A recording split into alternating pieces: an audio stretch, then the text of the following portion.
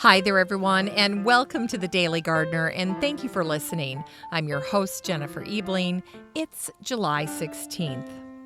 Today we celebrate an English poet who was good friends with Alexander Pope. We'll also learn about the French painter who was famous for his landscapes. We celebrate the co-creator of a new hybrid of popcorn called Snowflake. And we'll also celebrate some of the flowers of the July garden with some poetry. Today we grow that garden library with a book that helps us explore the world of botanical fragrance. And then we'll wrap things up with the story about a legendary Indiana botanist. But first, let's catch up on some greetings from gardeners from around the world in today's curated news. First up is an email from Amber in North Dakota, who's wishing her mom, Dorothy, a happy birthday. In their family, gardening is a legacy that was started with Dorothy's mom, and then Dorothy passed it on to Amber. And I always say that teaching our children to garden is one of the best gifts we can give them. Now, the other thing that I wanted to share with you was a question that I asked in the Facebook group earlier this week, and it was this: if you could only pick one, what herb is your must-have for your kitchen garden? Well, this single question drew in over 30 responses, and I think it's safe to say that the overwhelming favorite is basil. But runners-up include cilantro, rosemary, parsley, and thyme. And when I asked Debbie Gibson what she did with her rosemary and thyme, she said, "It's my go-to seasoning for beef, pork, and vegetables. It's a flavor combination that we really like for roasts, stews, and roasted veggies, rosemary and thyme." So if you're a new gardener and you're planting an herb garden and you have no idea where to start or what to do with these plants, just start with rosemary and thyme, and you can add it to so many dishes. Barb O'Brien shared that she loves cilantro. That would be my son John's favorite. Barb uses her to make a cilantro lime vinaigrette, and she also uses it in salsas and guacamole. Now, for my son John, I use my cilantro to make a cilantro rice, kind of my own spin on the kind of rice that they serve at Chipotle, which is his all-time favorite. Mark Sanders' must-have herb is rosemary. And Chuck Langenhop said he puts sprigs of rosemary in his turkey before roasting it. Heidi Bertels likes parsley for its taste and aesthetic value. Kathy Brown and Vicki Van Blaricum love chives. And then we get to Julia McMurdy and Patricia Chandler Newport, who simply could not pin it down to just one. Patricia wrote, "The reality is I can't choose one. I must have basil, thyme, oregano, parsley, cilantro, savory, tarragon, chives, rosemary, sage, lovage, lemongrass, mint, lemon verbena, and probably other stuff that I'm not even thinking about right now." And Julia McMurdy wrote, "Immediately I thought basil, but then I thought, nah, what about parsley and thyme? And then I thought about rosemary and sage and the wonderful mint that adds depth to my cocktails and tea. That's not a fair question." And you know, she's right. It wasn't a fair question. It's a very hard question for gardeners to pick their favorite herb in their kitchen garden. It's like being asked to pick your favorite child. Anyway, that was fun. Now, if you'd like to participate in the Gardener Greetings segment, just send your garden pics, stories, birthday wishes, and so forth to Jennifer@thedailygardener.org. You can also share anything garden related in the Facebook group for the show. And finally, here's a gentle reminder that while you're at home, you can listen to the show on your smart speaker. Just ask Alexa or Google to play the Daily Gardener podcast, and they will. Which reminds me, there was a question posed by Mary Beth Hughes, who wrote, "Can only the latest available podcast episode be played on Google? I tried asking for an earlier date, but I couldn't access it." Well, Mary Beth, this is a great question. And of course, I had to Google it, ironically, to see if I could find an answer. And the answer is that Google cannot do this yet. You can't ask for a specific date or a specific show. But you can ask for the latest episode. You can say something like, "Hey Google, listen to the Daily Gardener podcast," or "Hey Google, play the latest episode of the Daily Gardener." Now, if you want it to back up an episode, you only have to tell Google to play the previous episode. So, if you were starting out with today's episode, but you really wanted to listen to yesterday's episode first, you would say, "Google, play the latest episode of the Daily Gardener podcast." And then when she starts to play it, you're going to interrupt her and say, "Okay, Google, play the previous episode." So it's kind of clunky, but it does allow you to move around just a little bit. Think about it as a fast forward or reverse command for playing podcast episodes on your smart speaker. All right, here's today's curated news. Today's curated post is written by Tarragon Furman over at wellandgood.com, and the post was called 9 Hanging Garden Ideas That Will Turn Any Small Space into a Lush Indoor Jungle. Now, what I loved about this post is that Tarragon advises something I completely agree with, which is if you have a small space, you have to go vertical. And this is where hanging gardens come into play. Now, Tarragon gives 9 examples of wonderful hanging garden options, along with really inspiring images. Her list includes a plant wall, hanging bottles, kokedama, so fun, something you can do right now as a craft to pass the time in your home, and so pretty, using wall containers, installing an above-the-bed shelf. This is such a great idea and something I just might do in my daughter's dorm room, assuming she gets to go to college this fall. And then the last 3 are a doorway garden, a wire wall garden, and a scrap wood garden. Now, some of these ideas may be old hat to you, but I guarantee there's at least a few in there that are new and exciting. And hopefully there's something in there that'll be very inspiring for you. So go ahead and check it out. If you'd like to read this post for yourself, just head on over to the Facebook group for the show and type in the word hanging in the search bar, and this post will pop up. Then next up is a post that I wrote about tarragon. It's one of my favorite herbs. Did you know that tarragon is an artemisia? Like all plants in the Artemisia genus, tarragon is gray and silvery. Artemisias were sacred to Artemis, and there are over 180 species, all of them ornamental. Most are medicinal, and of course, a few are culinary. Tarragon is a graceful plant when it is fully grown, and it's never demanding. And tarragon can stand shade and a heavier soil, so clay is not a problem. Now, French tarragon has a subtler aroma and flavor compared to Russian tarragon. And tarragon has a sweet taste with hints of anise. And here's a fun fact. Tarragon is an integral part of Dijon mustard. The tender, fresh stems of Russian tarragon can be cooked and eaten like asparagus.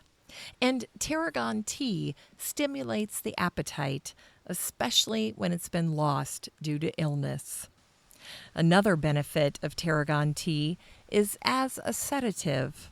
So drink tarragon tea to help at bedtime or with hyperactivity. And here's something valuable to remember about tarragon. The flowers generally do not produce viable seed, so you have to propagate tarragon through root cuttings, rhizome sprouts, or stem division.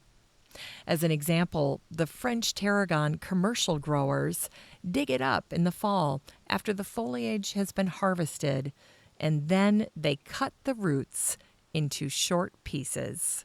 More tarragon. All right, that's it for today's gardening news. Now, if you'd like to check out my curated news articles and blog posts for yourself, you're in luck because I share all of it with the listener community in the free Facebook group for the show, the Daily Gardener Community. So there's no need to take notes or track down links. The next time you're on Facebook, just search for the Daily Gardener Community and request to join. I'd love to meet you in the group. Here's today's brevities. Today is the anniversary of the death of the English writer and poet Elijah Fenton, who died on this day in 1730. Elijah's tomb is ornamented with a pair of sleeping angels, and the gardener and poet Alexander Pope composed his epitaph. The first two lines are inspired by the poet Richard Crashaw. This modest stone, what few vain marbles can, may truly say, here lies an honest man, a poet blessed beyond the poet's fate, whom heaven kept sacred from the proud and great, foe to loud praise, and friend to learned ease, content with science in the vale of peace.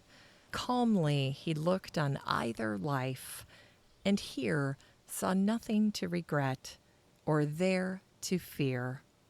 From nature's temperate feast rose satisfied, thanked heaven that he had lived and that he died. Elijah Fenton is remembered for working with Alexander Pope and William Broome to translate the Greek epic poem, the Odyssey. Pope had specifically requested Elijah's help with the major undertaking. Elijah is credited with many wonderful verses, like wedded love is founded on esteem. And gardeners will especially appreciate these verses. Beware of flattery, 'tis a weed, which oft offends the very idle vice, whose shrine it would perfume. And in a book about Elijah Fenton, it says, it is late justice to Fenton to point out how often the footsteps of the greater poet may be tracked to his garden plots, how the tones and something more of his verses are echoed in strains which give them their best chance of immortality. Pope used to say that Fenton's Ode to Spring, which was addressed to Lord John Gower, was the best ode in the English language since Dryden's Cecilia. Here's an excerpt from Elijah Fenton's Ode to Spring. Over winter's long inclement sway, at length the lusty spring prevails, and swift to meet the smiling May is wafted by the western gales. And today is the birthday of the artist Camille Corot, who was born on this day in Paris in 1796. Corot was a French painter famous for his landscapes, and he inspired the landscape painting of the Impressionists. Corot's quotes about painting are especially inspiring to gardeners. Here's a little sample of his sensitive perspective on the natural world. Corot said, "Beauty in art is truth bathed in an impression received from nature. I am struck upon seeing a certain place.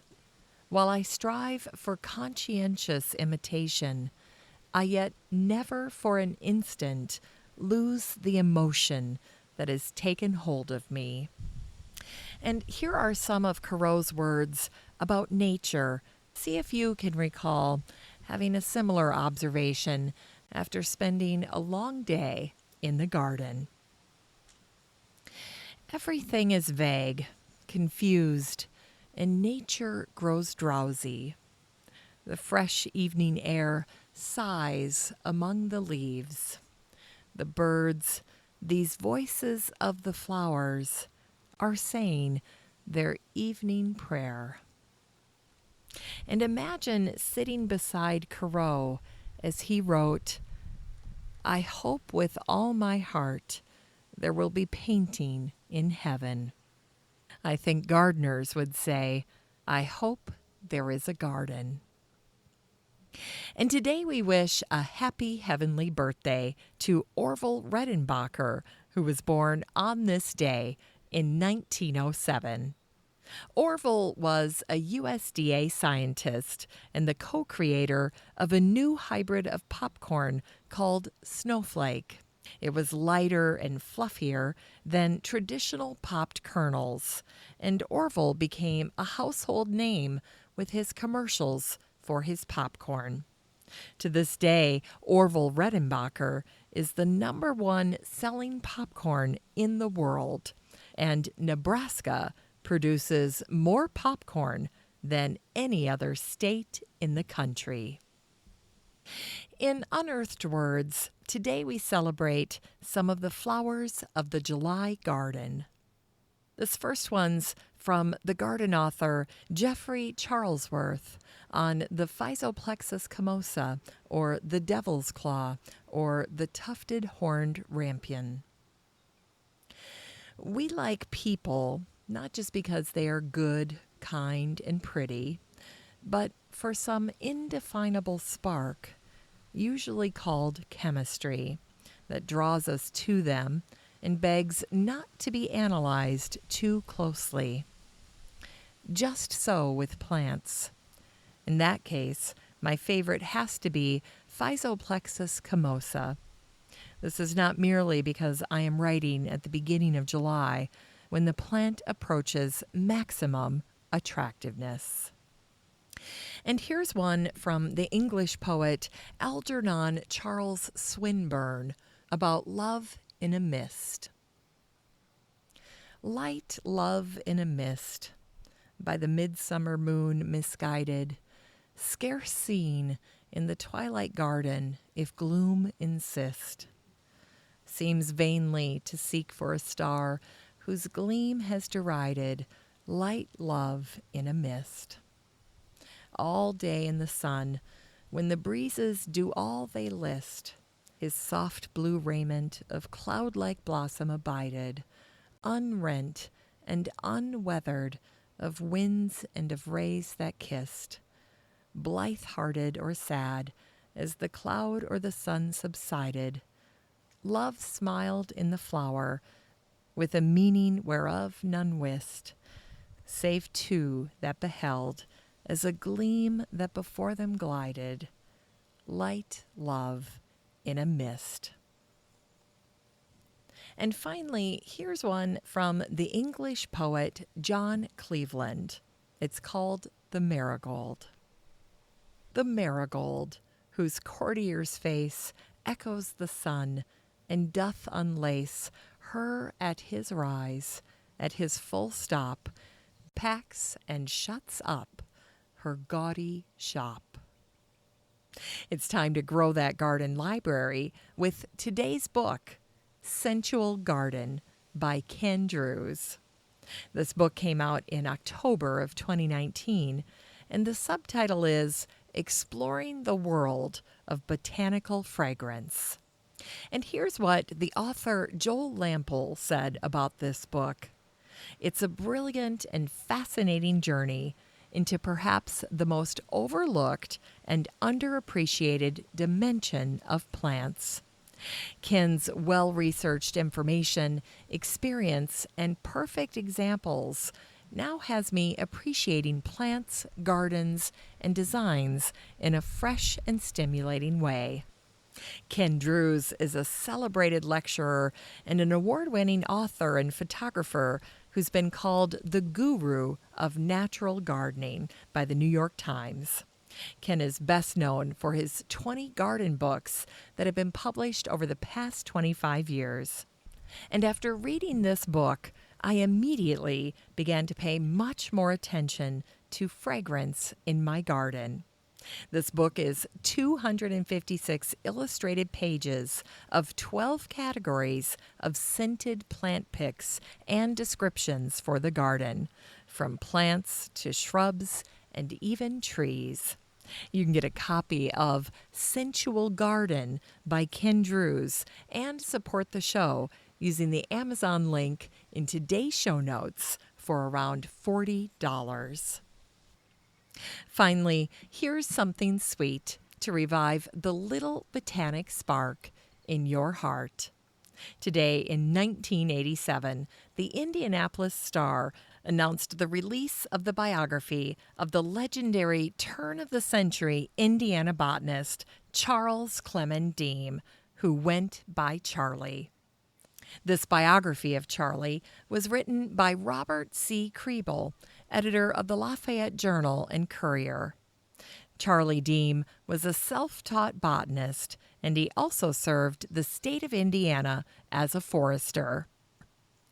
And there's a little story about Charlie in this article from the Indianapolis Star that I thought you would enjoy. In his home herbarium, Charlie kept a loaded pistol in a desk drawer. One time, Charlie was hosting a guest in his home, and he brought the guest into the herbarium, and they began chatting about plants and taxonomy. Charlie gave his guest quite a fright when, without warning, he opened the desk drawer, pulled out the gun, and fired 2 or 3 shots through an open window. And all the while, Charlie uttered some disparaging comments about the canine ancestry of a rabbit that had been terrorizing his garden.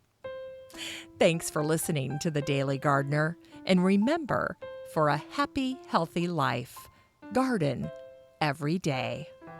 The Daily Gardener is produced in lovely Wyoming, Minnesota with the help of Paige Mance, Brooke Bierbaum, Kiana Rayleigh, Maddie Doyle, Natalie Decker, and Eric Begay. You can find The Daily Gardener on all your favorite social media. You can follow the show on Instagram, and listeners always have a standing invitation to join the free Facebook group for the show. Just search for Daily Gardener Community the next time you're on Facebook and request to join. All the stories and books that are featured on the show can be found over at thedailygardener.org, thedailygardener.org. And while you're there, be sure to sign up for my free Friday newsletter. Last but not least, you can share your own gardener greetings on the show by emailing me at jennifer@thedailygardener.org. I'm your host, Jennifer Ebling, and as always, have a great day in the garden, and we'll see you tomorrow.